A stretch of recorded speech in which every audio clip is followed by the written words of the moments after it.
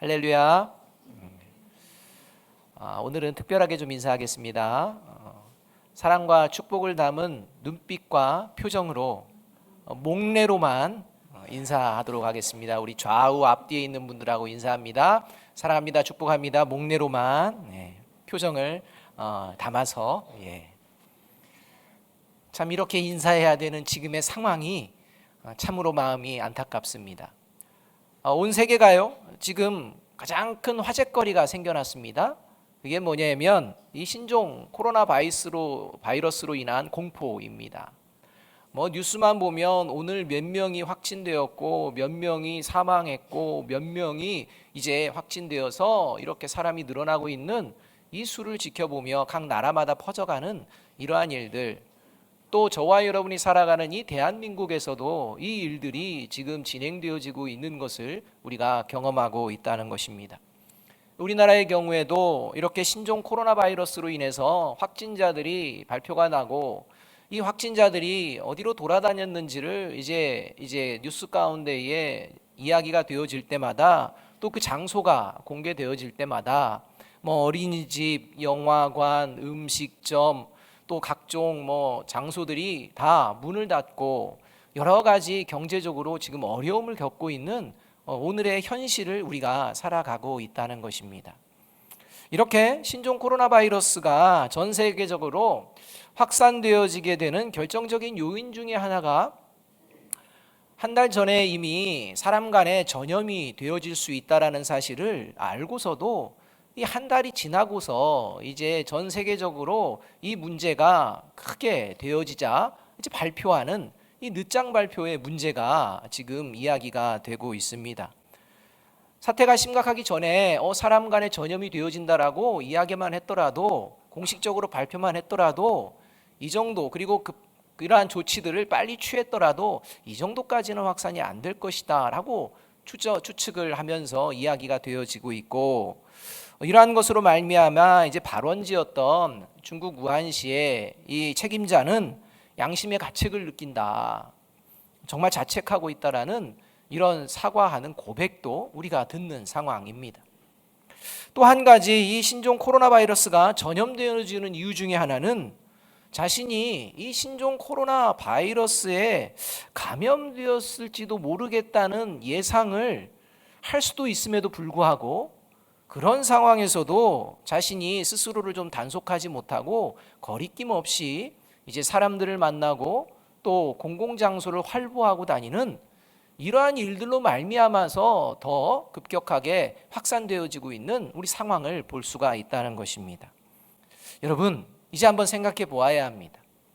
사람 간에 전염이 되어진 것을 알면서도, 특별히 사스를 비롯해서 여러 가지 어려움을 이미 한번 경험했음에도 불구하고 이 전염병이 한 달 전에 사람 간에 전염될 수 있다는 것을 발표할 수 있었는데 한 달 뒤에나 그때서야 발표한 이유는 무엇일까요?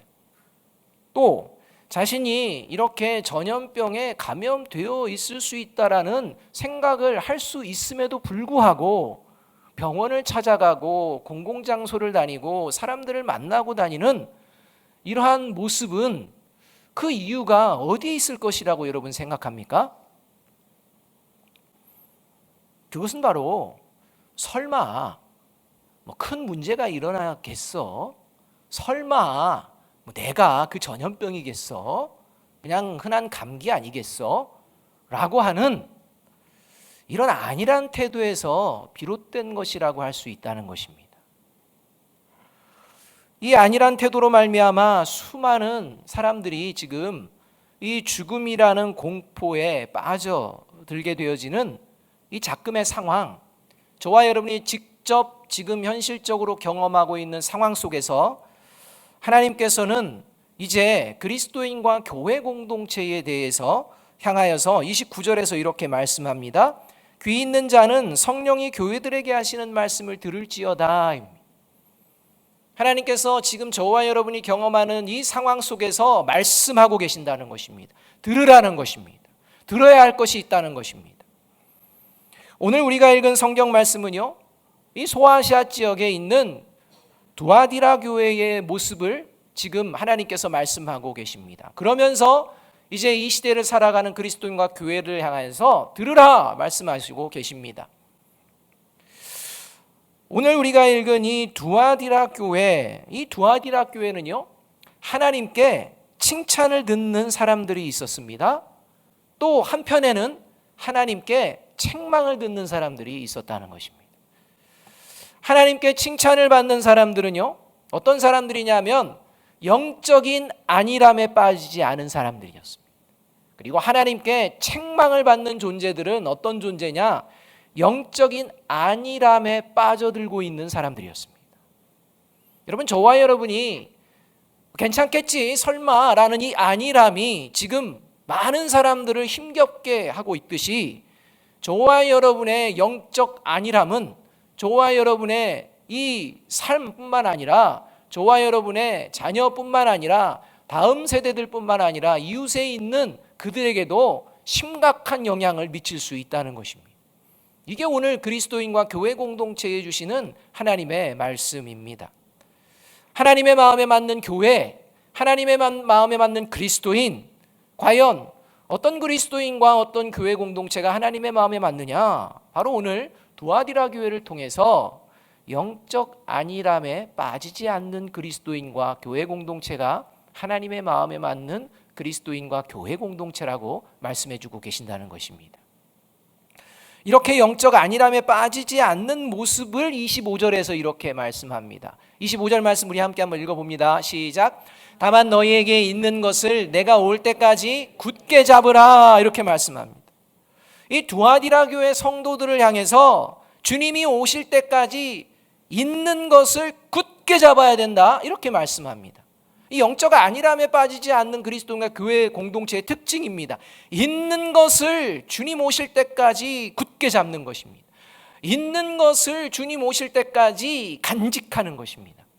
이것을 오늘 말씀해 주고 있습니다.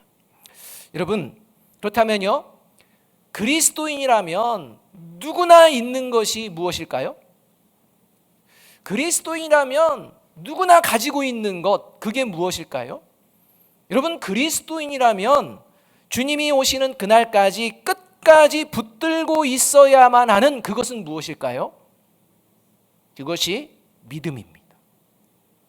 믿음. 여러분, 예수 그리스도가 나의 유일한 구원자이심을 믿으십니까? 이 믿음을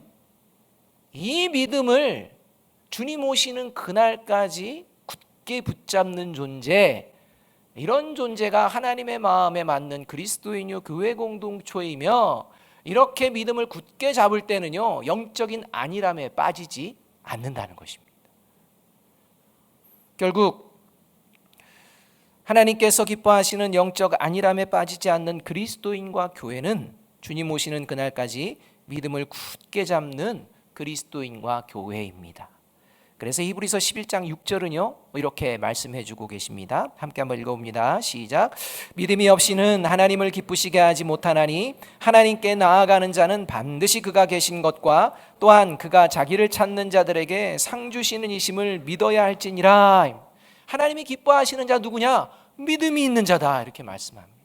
바라기는 하나님께서 저와 여러분에게 주신 믿음을 굳게 붙잡음으로 하나님을 기쁘시게 할 뿐만 아니라 하나님께서 약속하신 예비하신 귀한 상을 받게 되는 저와 여러분이 되어지기를 주님의 이름으로 축복합니다.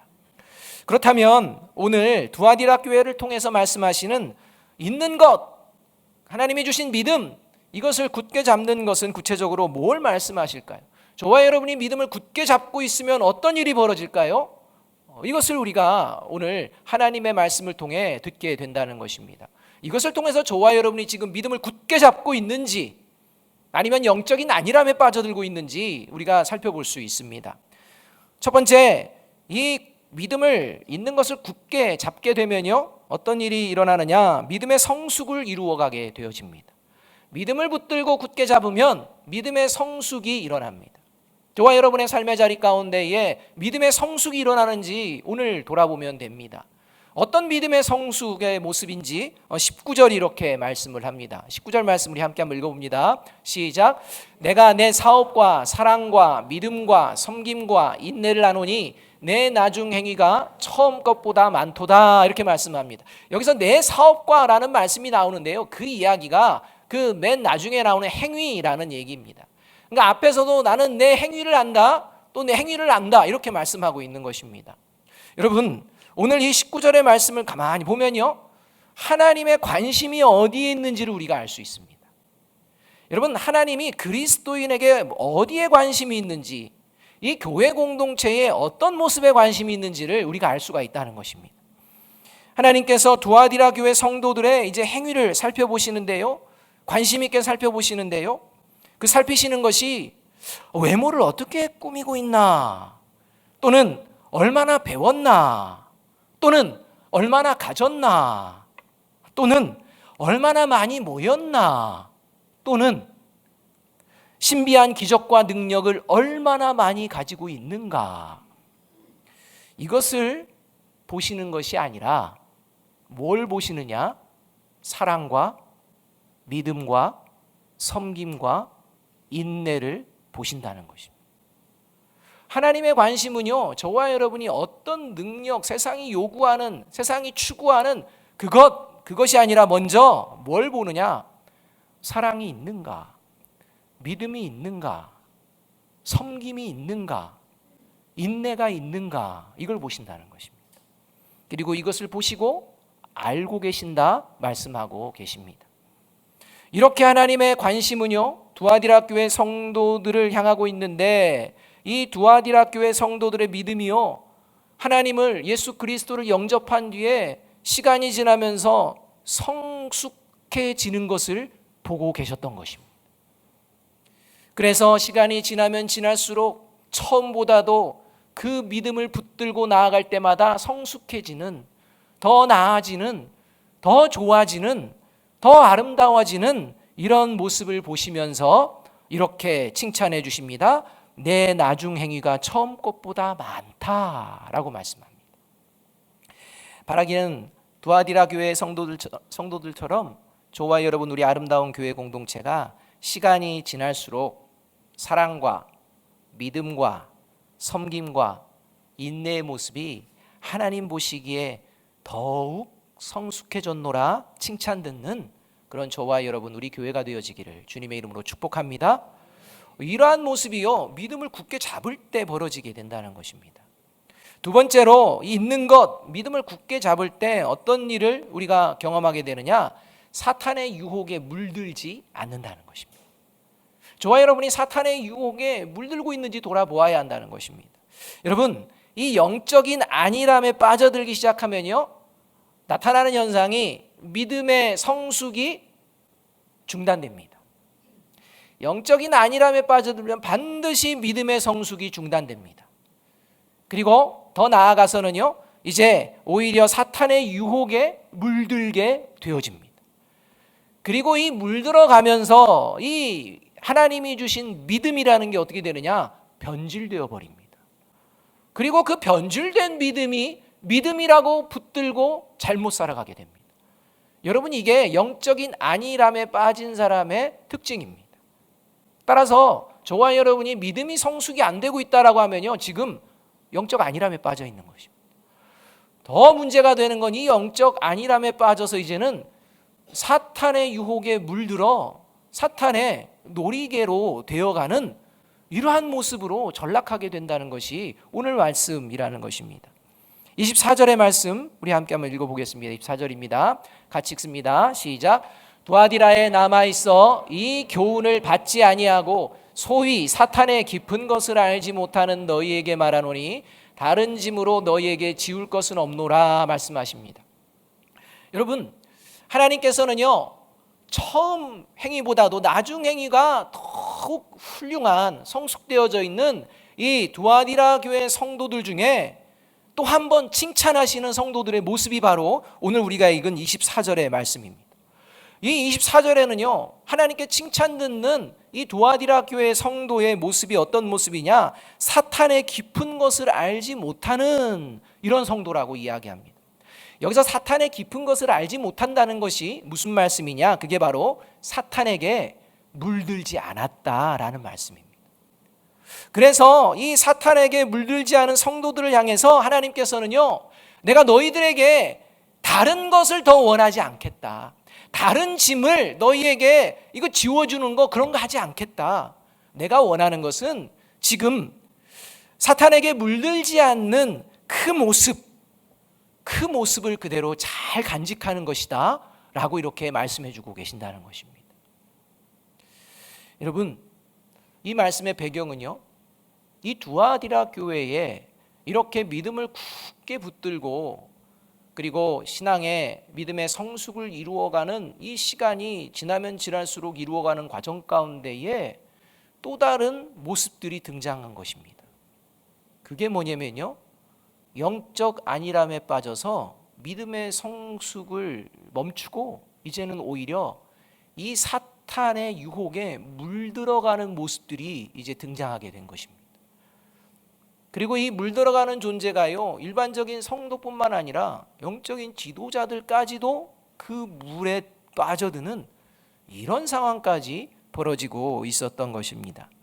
그래서 이렇게 사탄에 물들어가며 믿음이 번질되어 가는 이러한 모습을 하나님이 보시면서 결국 경고하시고 책망하십니다. 이게 20절의 말씀인 것입니다. 20절 말씀 우리 함께 한번 읽어봅니다. 시작. 그러나 내가 책망할 일이 있노라. 자칭 선지자라는 여자 이세벨을 내가 용납함이니 그가 내 종들을 가르쳐 꾀어 행음하게 하고 우상의 제물들을 먹게 하는도다. 여기서 언급되는 이 이세벨은요, 그리스도인이라면 누구인지 잘 아는 존재입니다. 이 이세벨은 실제적으로 구약 성경에 등장하는 인물입니다.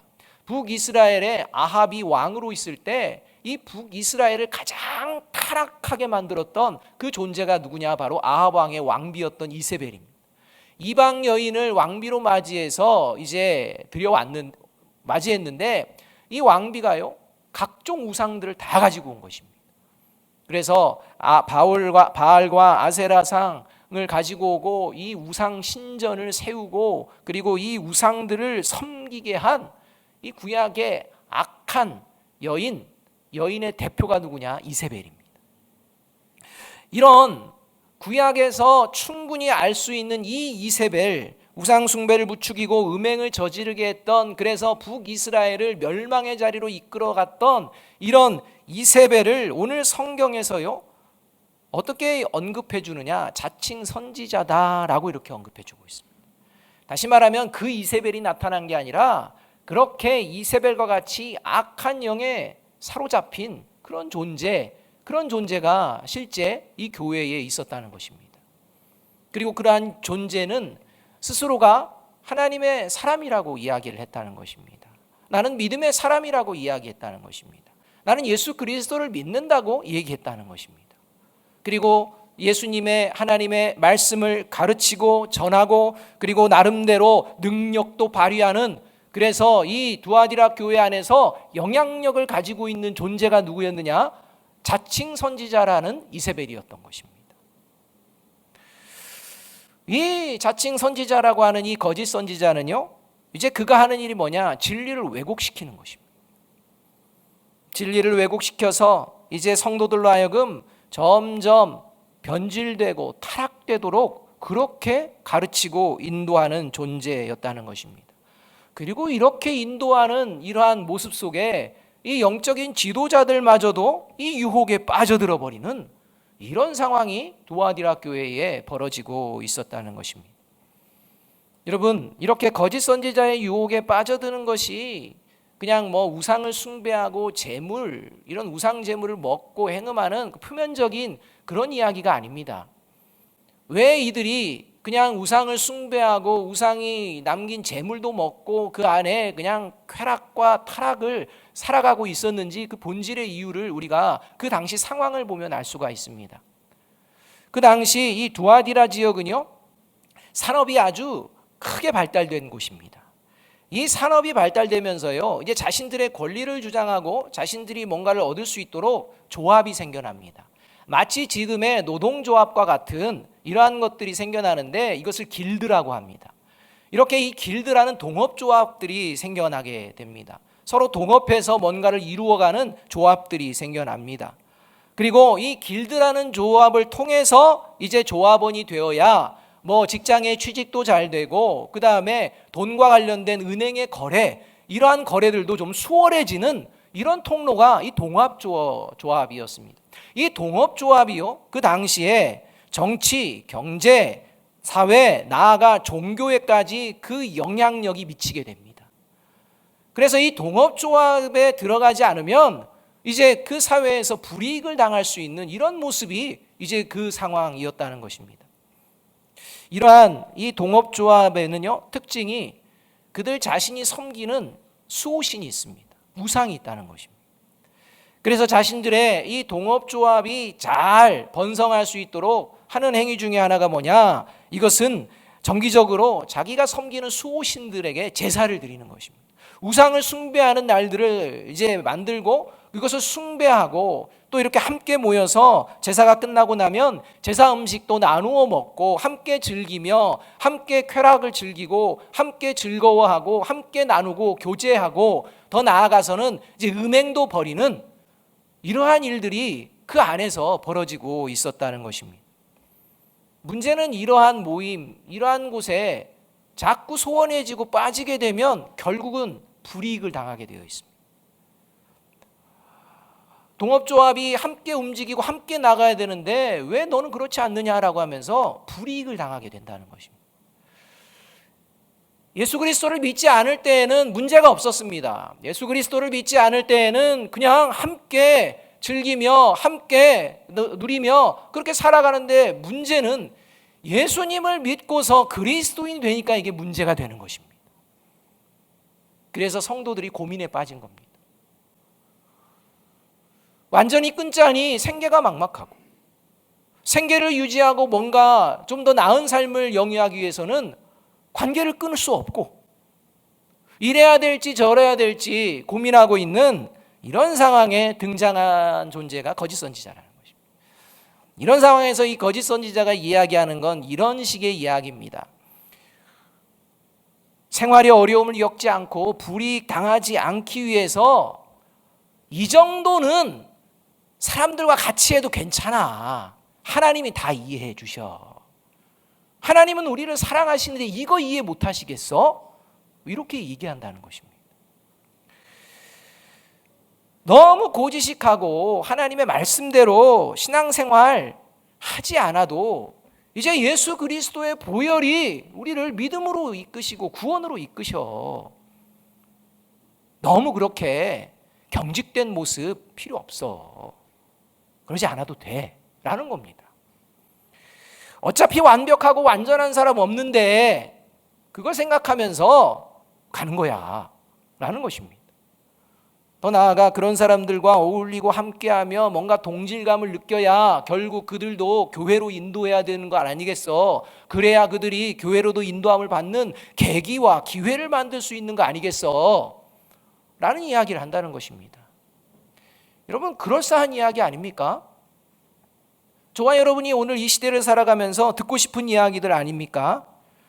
여러분, 지금 작금의 상황 가운데에 동성애의 문제라든지 뭐 어린 세대부터 그냥 노인 세대에 이르기까지 성적으로 점점점 사탄의 유혹에 물들어가고 타락하는 이 시대의 핵심적인 문제가 뭡니까? 그 정도는 괜찮다는 거 아닙니까?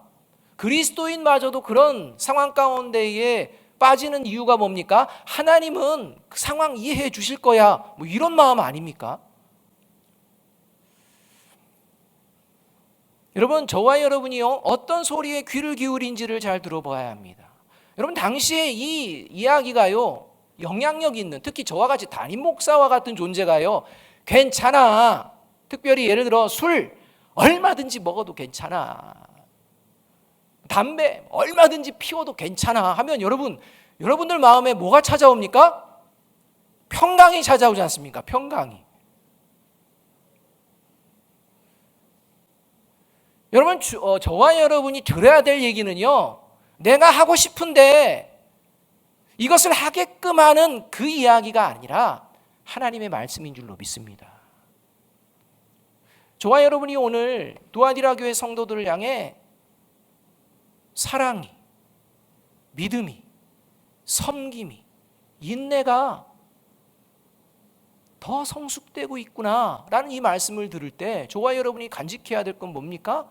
내가 더 사랑해야지, 내가 더 잘 믿어야지, 내가 더 잘 섬겨야지, 내가 더 잘 인내해야지, 이걸 들어야 되는데 그게 아니라 세상 가운데에 이런 모습 같이 그냥 대충 해도 괜찮아, 사람 사는 거 다 그렇지 하면서 하나님께서 기뻐하시지 않는 분명한 죄의 유혹임에도 이 죄와 씨름하는 것보다 대충 보아서 그냥 넘어갈 수 있는 것들은 적당하게 타협하고 합리화하면서 뭐 그래도 큰 문제는 안 일어날 것이야 라고 생각하는 영적 안일한 이러한 태도의 삶을 살고 있는 것은 아닌지 돌아보아야 한다는 것입니다. 예수님께서는 마태복음 24장 11절에서 우리가 살아가는 이 시대를요, 거짓 선지자가 많이 일어나서 많은 사람들이 미혹되는 시대라고 분명하게 경고해 주십니다. 그리고 이런 상황 가운데 어떤 일이 벌어지느냐, 이어지는 12절에서는요, 이 거짓 선지자들의 미혹을 덥석덥석 듣고 빠져들어서 불법이 일상화되어지는 그런 상황이 올 것이라는 것입니다. 여러분, 불법이 일상화된다는 게 무슨 말입니까? 불법을 불법으로 안다는 것입니까? 아니면 그걸 받아들인다는 것입니까? 받아들이는 겁니다. 불법이 아니라는 겁니다. 그 정도는 괜찮다는 것입니다. 여러분, 저와 여러분이 살아가는 시대가 이런 시대라는 것입니다. 그래서 요한일서 2장 16절에서는 이러한 시대 가운데에 그리스도인들에게 이런 모습을 살아서는 안 된다고 말씀합니다. 세상에 있는 모든 것이 육신의 정욕과 안목의 정욕과 이생의 자랑이니 다 아버지께로 온 것이 아니요 세상으로부터 온 것이다. 여러분, 저와 여러분이요 듣고 싶어하고 저와 여러분이 올 한 해 누리고 싶어하는 것들이 육신의 정욕, 안목의 정욕, 이생의 자랑과 연관되어져 있다면요, 저와 여러분은 지금 영적 안일함에 빠져 있다는 것입니다. 사탄의 유혹에 이미 물들어 있다는 것입니다. 이건 아버지께로부터 오는 것이 아니라 이거는 마귀에게로부터 오는 것이라고 지금 분명하게 말씀하고 있습니다. 그래서 로마서 13장 14절은 이 사탄의 유혹이 넘치는 이러한 시대를 살아내는 그리스도인과 교회 공동체를 향해 이렇게 말씀합니다. 함께 한번 읽어봅니다. 시작. 오직 주 예수 그리스도로 옷 입고 정욕을 위하여 육신의 일을 도모하지 말라. 저와 여러분이 2월을 시작하며 저와 여러분이 입어야 될 옷이 예수 그리스도의 옷인 줄로 믿습니다. 예수 그리스도를 믿는 믿음인 줄로 믿습니다. 이 믿음으로 다시 한번 영적으로 무장하는 저와 여러분이 되어야 할 것입니다. 이것이 믿음을 굳게 붙잡는 사람의 모습입니다. 마지막으로 세 번째, 있는 것을 믿음을 굳게 붙잡게 되면 그러면 이제 어떤 삶이 우리 가운데 일어나느냐, 그게 회개의 기회를 놓치지 않는다는 겁니다. 여러분, 저와 여러분이 사탄의 유혹에요 얼마나 노출되어 있는지 모릅니다. 그리고 나도 모르게 빠져들어갑니다. 그런데 하나님께서는요 빠져들어가게 놔두시지 않습니다. 저와 여러분을 반드시 회개하도록 기회를 허락하시는 하나님이십니다. 하나님은 어떤 악한 자라도 그냥 내버려 두시지 않고 반드시 회개할 수 있는 기회를 주시는 하나님이십니다.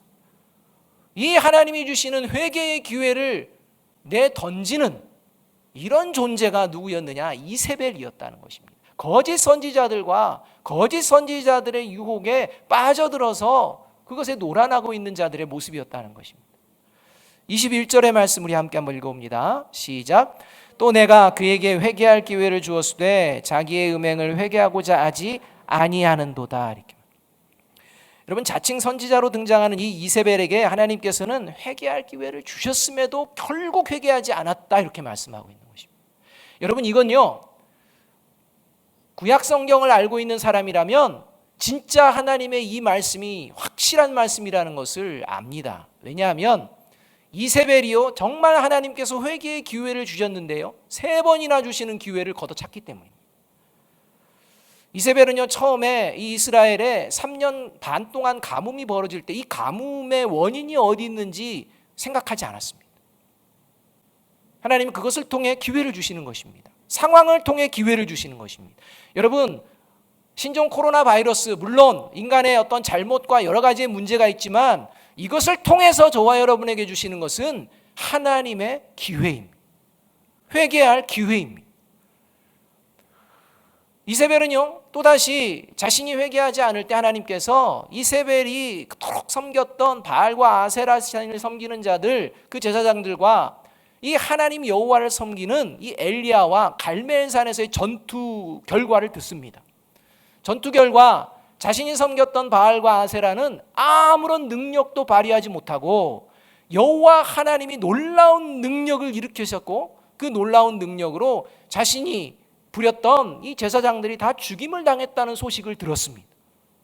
하나님만이 참된 신이라는 것을 들었음에도 불구하고 오히려 이세벨은요, 엘리야를 죽이려고 혈안이 되었습니다. 회개요 없었습니다. 마지막으로 하나님께서 선지자를 통해 아합과 이세벨이 어떻게 죽게 될지, 어떻게 비참한 결말을 맞이할지 경고해 주시고 아합이 먼저 이런 하나님의 경고의 말씀처럼 정말 죽는 것을 봅니다. 그런데도 불구하고 회개하지 않습니다. 그래서 결국 비참한 죽음을 맞이합니다. 그래서 이 내용을 알고 있는 이 두아디라 교회를 향해서 이 내용에 대한 것과 함께 하나님께서는 회개의 기회를 주심에도 끝까지 회개하지 않는 자들을 향해 22절과 23절이 이렇게 말씀하고 있는 것입니다. 함께 한번 읽어봅니다. 시작. 볼지어다 내가 그를 침상에 던질 터이요 또 그와 더불어 간음하는 자들도 만일 그의 행위를 회개하지 아니하면 큰 환난 가운데 던지고 또 내가 사망으로 그의 자녀를 죽이리니 모든 교회가 나는 사람의 뜻과 마음을 살피는 자인 줄 알지라. 내가 너희 각 사람 행의 행위대로 갚아주리라 말씀합니다. 범죄한 자신은 물론 그 자녀까지도 그 죄에 물들어 죽임을 당하고 영원한 사망에 처하게 하신다는 이 경고의 말씀, 무서운 경고의 말씀을 하십니다. 그리고 이 경고의 말씀은요, 이 두아디라 교회 성도들의 뇌리 가운데에 하나님의 말씀을 기억하게 하는 장치입니다.